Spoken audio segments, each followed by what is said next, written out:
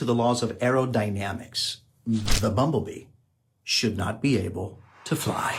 You see, its body is too large and its wingspan, well, it's too short. Its proportions, they don't make sense at all. And therefore, for years, scientists have studied it, they have measured it, and they have analyzed the data. On paper, well, the numbers reveal that, in fact, the bumblebee should not be able to fly. And yet, the bumblebee flies. Not gracefully like an eagle or elegantly like a butterfly. It flutters and it strains and it vibrates its wings nearly 200 times per second.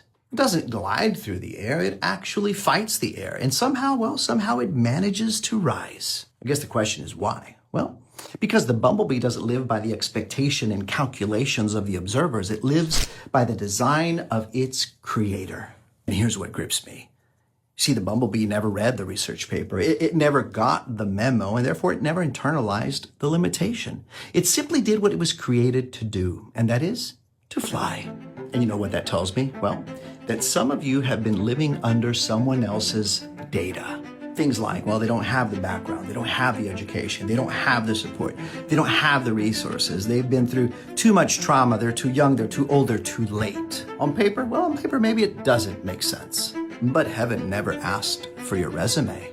You see, when God calls you, he does not consult your proportions. He does not measure your wingspan. He simply speaks purpose. And when God says rise, all the laws of limitations have to adjust. You see, the bumblebee flies not because the math makes sense, but because the design is divine.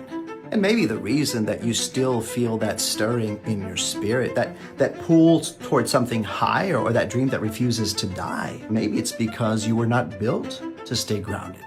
You were built to defy the odds. Not because you are strong and not because you are qualified, but simply because God said so.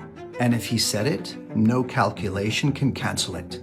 No diagnosis can override it. No statistic can silence it. And yes, you may flutter, you may strain, and you may not look like the rest. But if the Creator breathed purpose into you, well then, rise.